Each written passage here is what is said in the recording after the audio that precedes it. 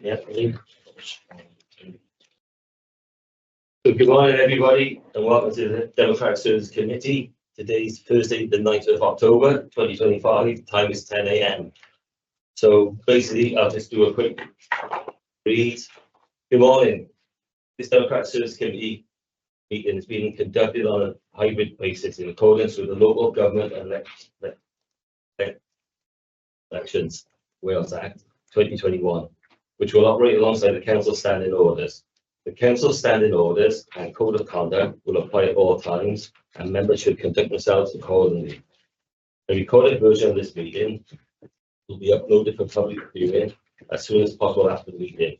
Welsh translation of the proceedings can be provided upon request.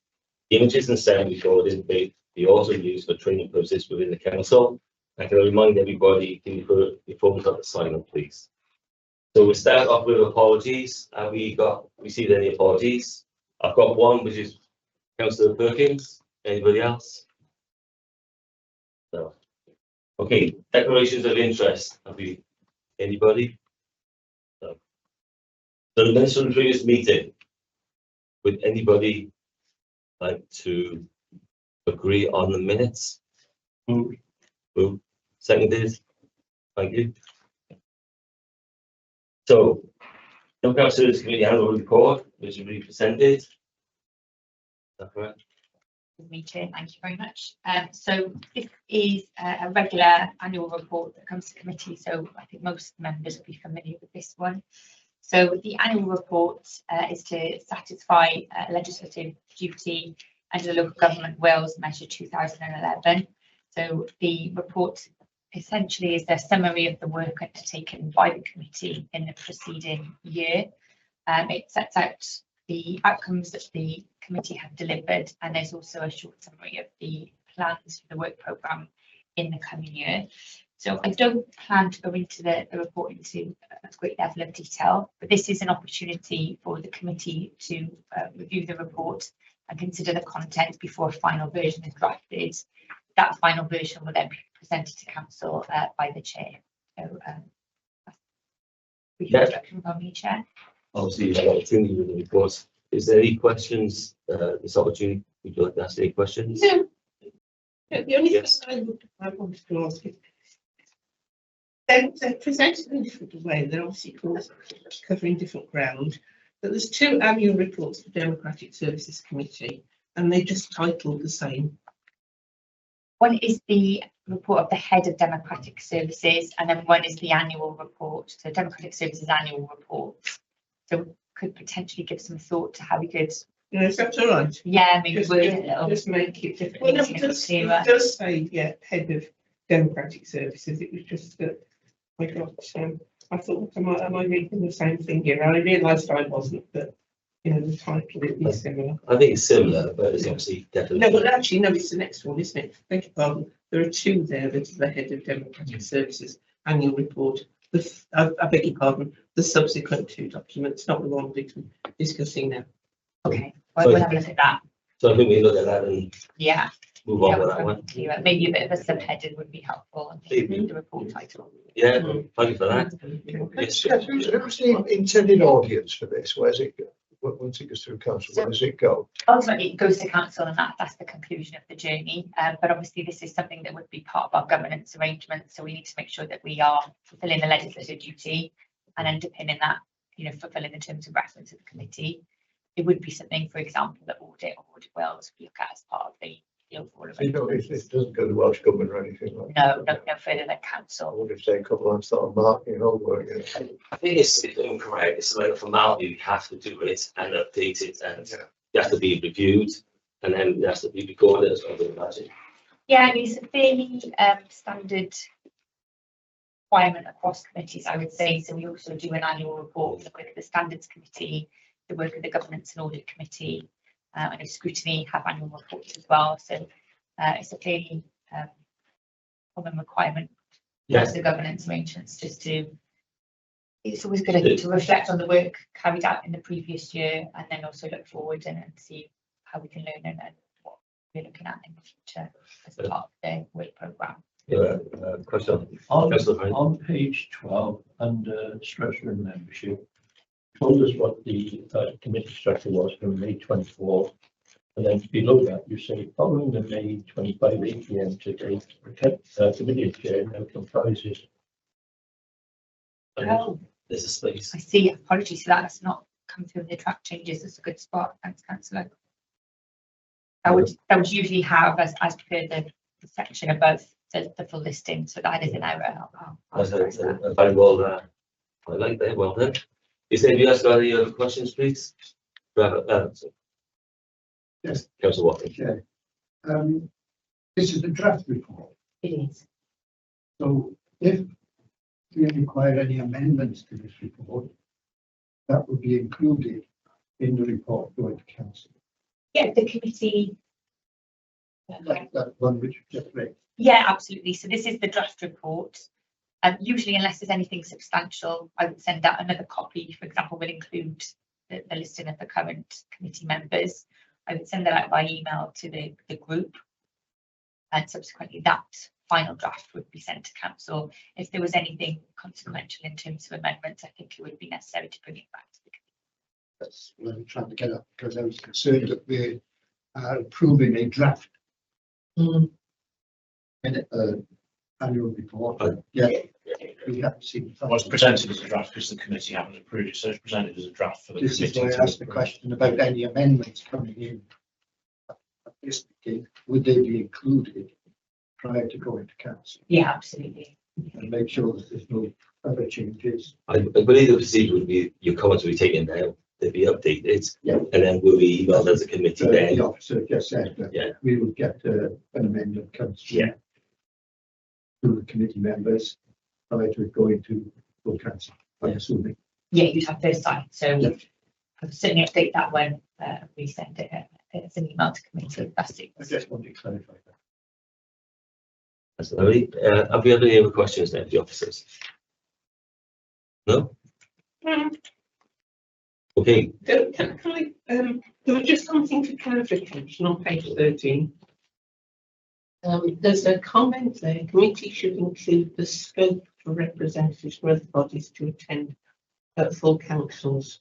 Now, I just checked with members prior to the meeting about their understanding of this word scope. That just really means the opportunity for outside bodies to attend full council, doesn't it?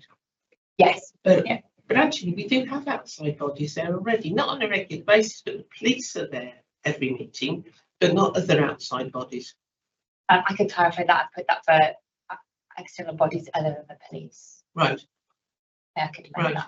that. is a definition, I see it is scope is like opportunity or is open to other outside bodies and such. So scope, the word itself is open an opportunity, open opportunity. Yeah, I think this section of the report was just to summarise a consideration that the committee looked at as part of their work programme when there was a proposal around including other outside bodies to council. The committee wasn't happy to take that forward, so it wasn't. No, because I think, well, my memory of this was it was actually, we had quite a bit of a discussion, didn't we, around the subcommittees and scrutiny groups, whether they were, able to invite people in, but not necessarily full council. Because I seem to remember, coming back to me now, that we had a discussion on whether members of the public should be able to ask questions at full council, which I would reject. People vote because they're supposed to vote for their elected representatives to be the ones who scrutinise things and ask questions at full council. That's what they're there for. And if they want to do it themselves, they should stand for election themselves. My feelings on this are quite straightforward. What would happen is the public would, if, as I imagine the outcome of that proposal would be, is we could have considerably protracted meetings where the public, who would not be governed by the same sort of accountability that we are as elected members, could just present themselves there without any insight into actually the thinking that is behind the proposals that come to full council. We know really when things go to full council, it's already gone through the processes and it's decided already. Now, members of the public who presented themselves to full council and fancied having a pop at something, you know, could really just could actually waste a lot of the democratic considerations time. I think we're probably going a little bit off track from this item. This is just about the Yes, but reports that was another aspect of this that we did discuss, wasn't it? I go back and check The public's voice in this. I can go back and have a look at the minutes and see what was documented there. But if I'm honest, my reflection was it was just about external bodies like social landlords, health, that kind of thing. Yeah. So what you would call official bodies or No, recognised bodies. There was something about the public But participating. if we could just look at the records. Yeah, it was, wasn't there? Yes, Andrew remembers as well. Yeah, if we could just look at the records as a point of interest and maybe you can find some bearing on that for you. Are we okay now? Chair, if I might help, we did discuss it, but there was no conclusion reached, so there was no reason to record it. Yeah. Does that help?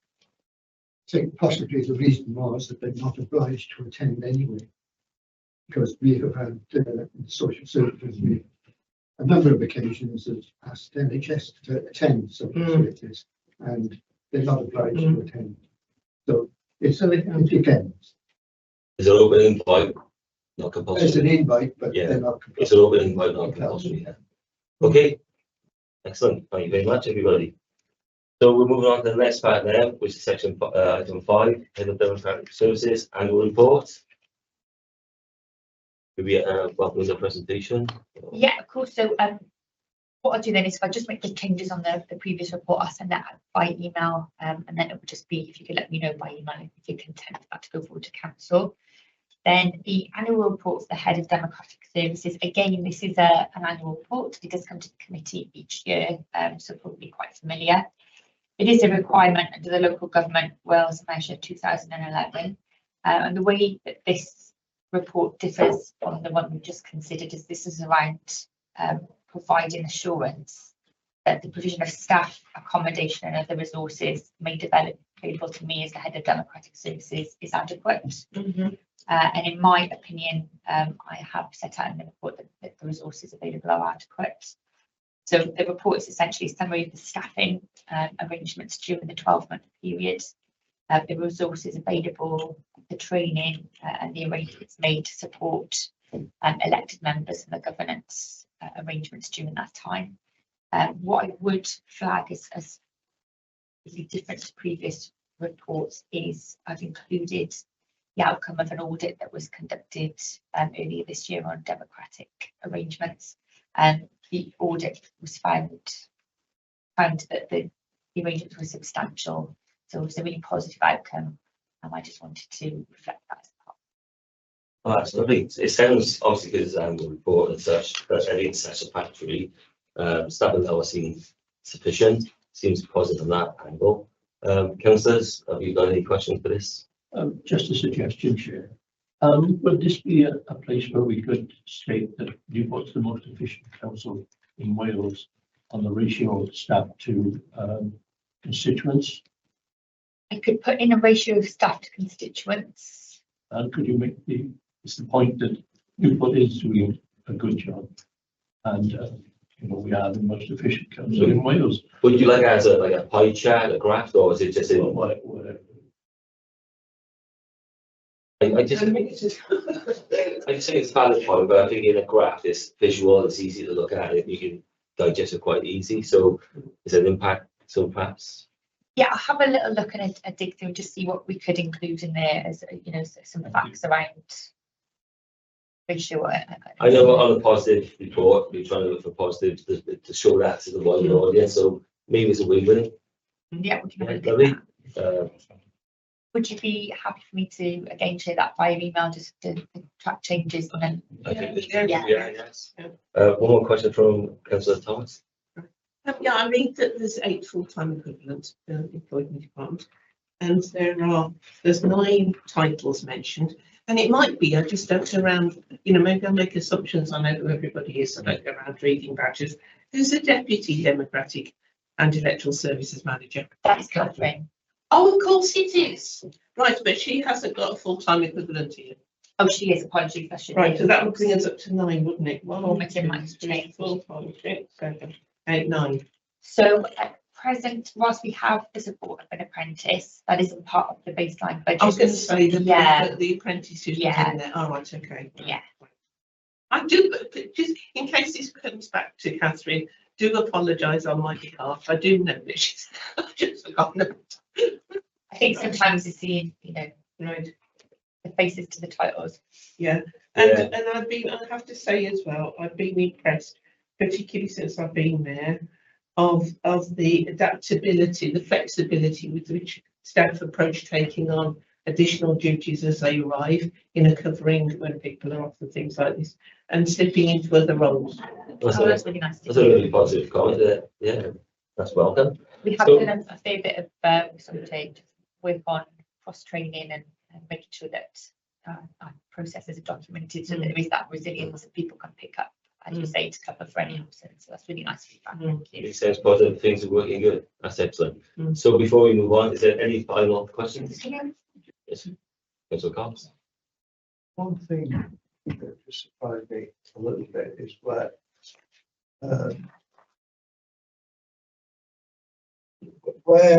it actually states that there are no fairness and equality implications relating to this report. I think you fix that statement. Yeah, I'm good.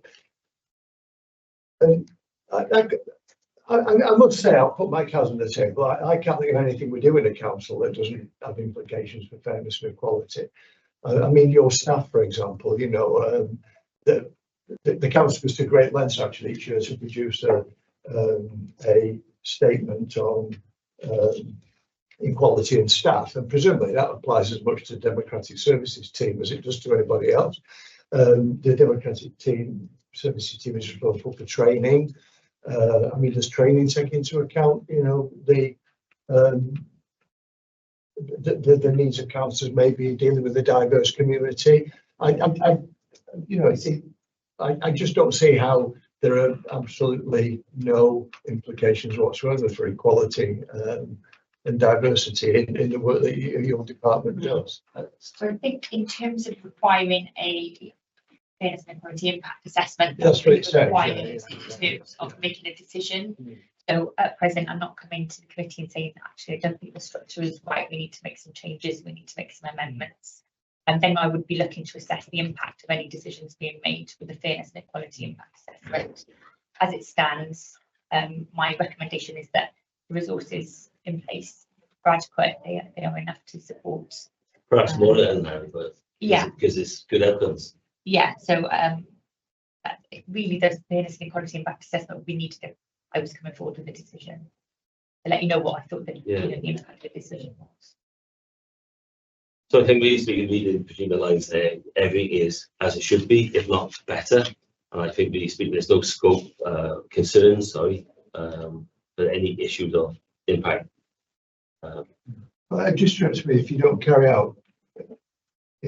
I agree. I mean, there may be other departments in the council where the issue is much more upfront and it's got much bigger implications. But I just seem to look at something and make an assessment. I'm not quite sure how we can confidently turn around and just say that well, there are no implications. Well, anyway. I think, as you said, there are wider reports and considerations that would be put forward to committees on, HR, demographics, that kind of thing.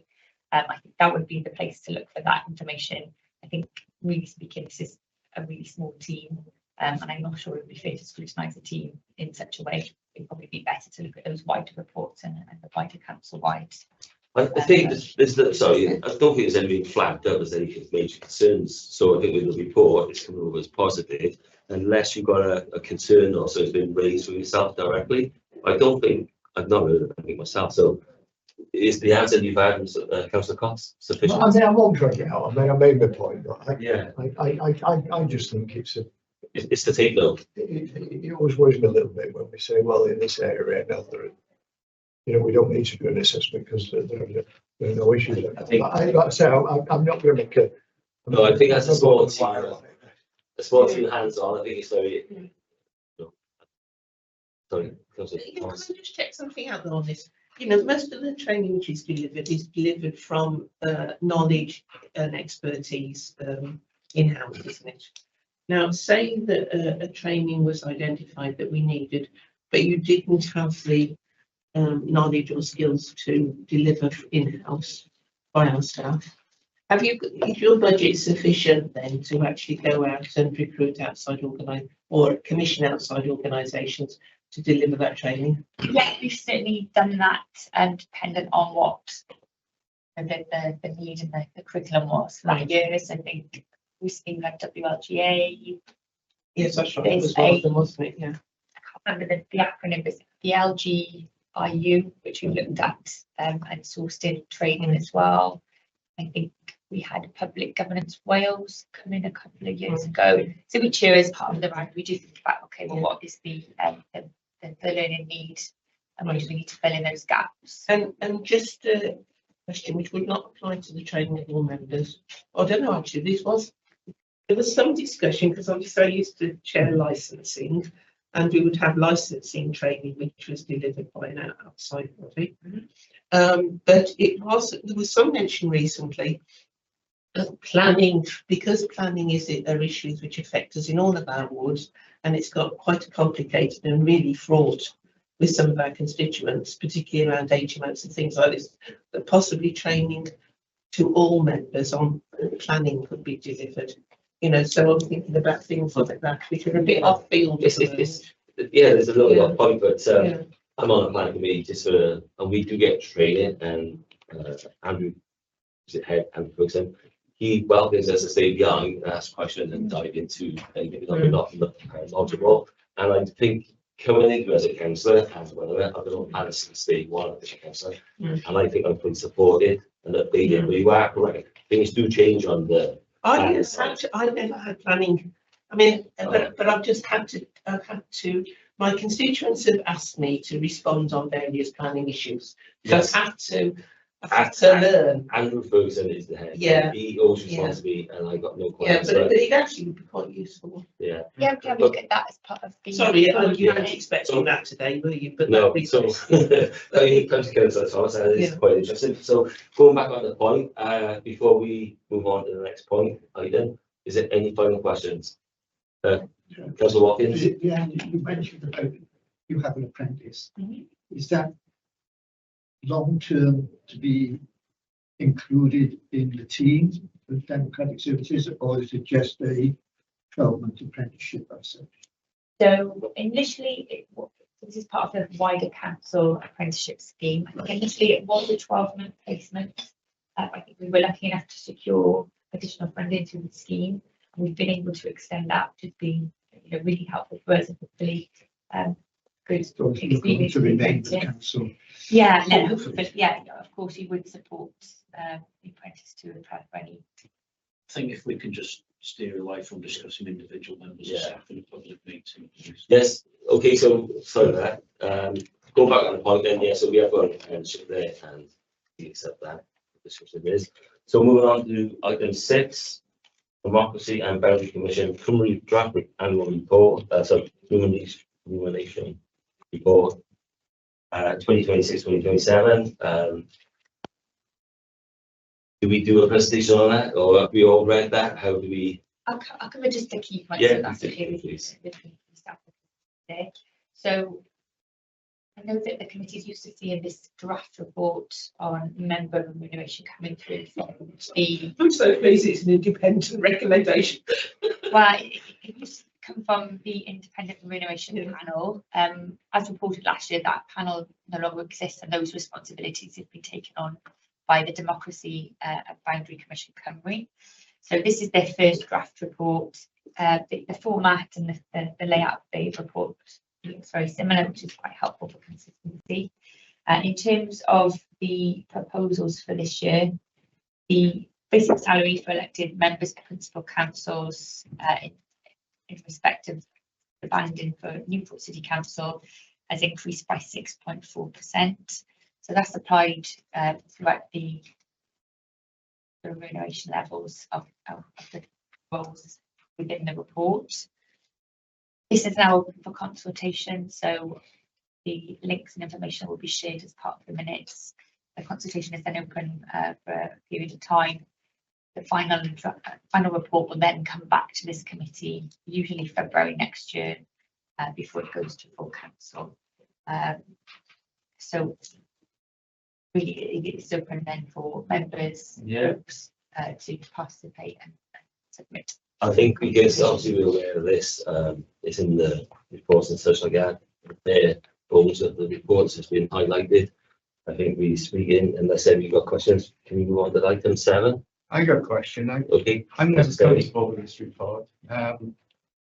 Personally, I believe that the council, the increase percentage should always be in line with the council employees, you know, to make fairness.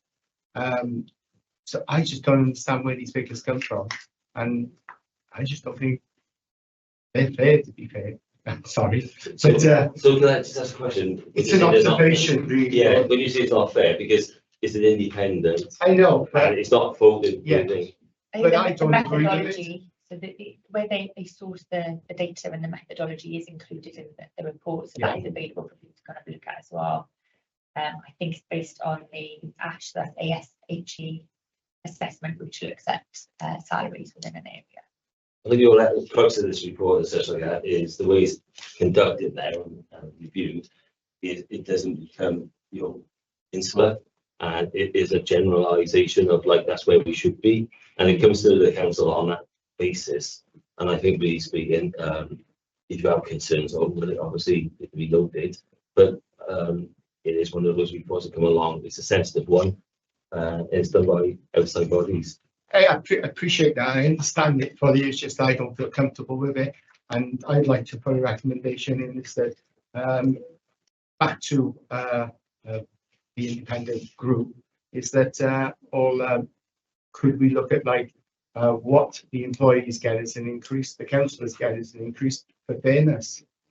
You know, it's basically, you know, it's double compared to what the employees got last year. Oh, this year. The report coming to this committee today, it is an information only report, so it is just to set out the report to members, let them know that the consultation is open, and then that can be picked up as members see fit. And the consultation will go to who?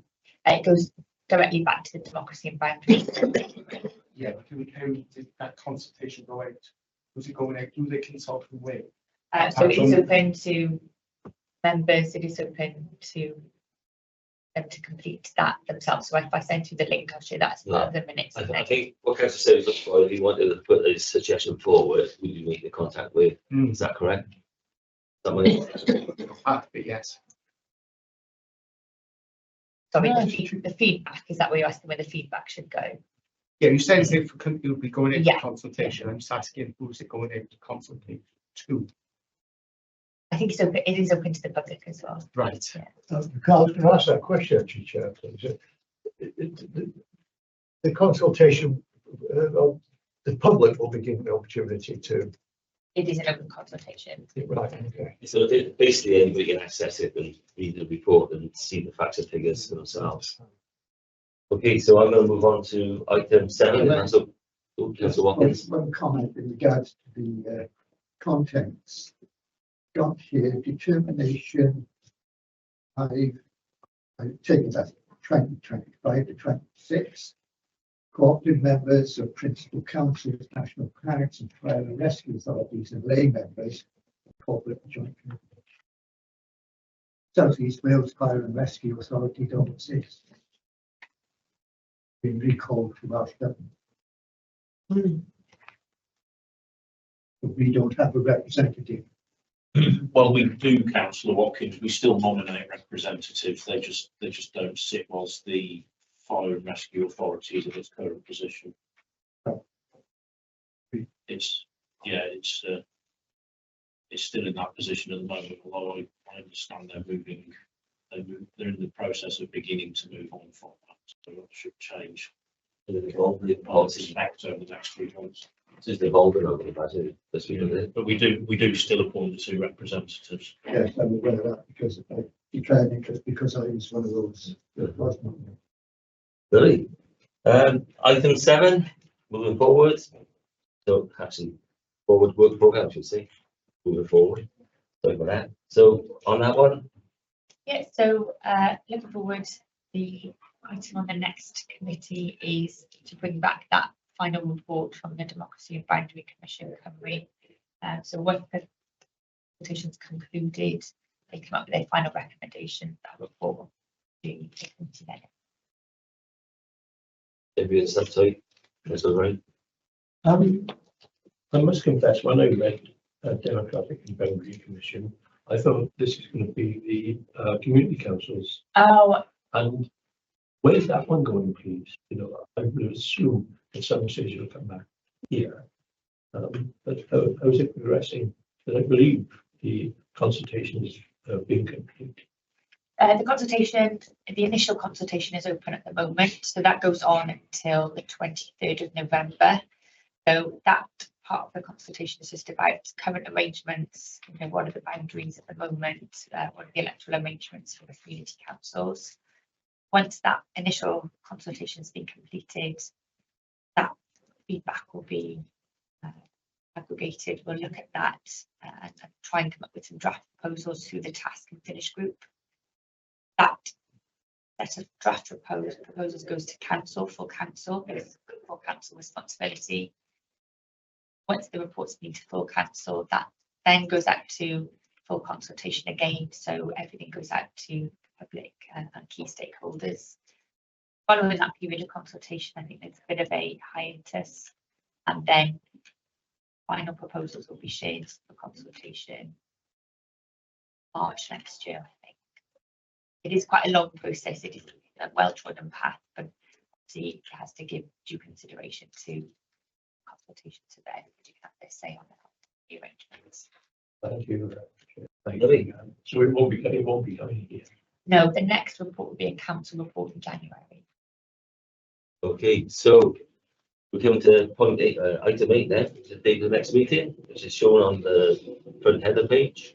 We're all happy for that for your diaries. And then, really speaking, that's concluded in the meeting. So, staying on point, I'd just like to say thank you for everybody for attending. Good meeting, thoroughly enjoyable, good information shared, and safe travels. Thank you very much.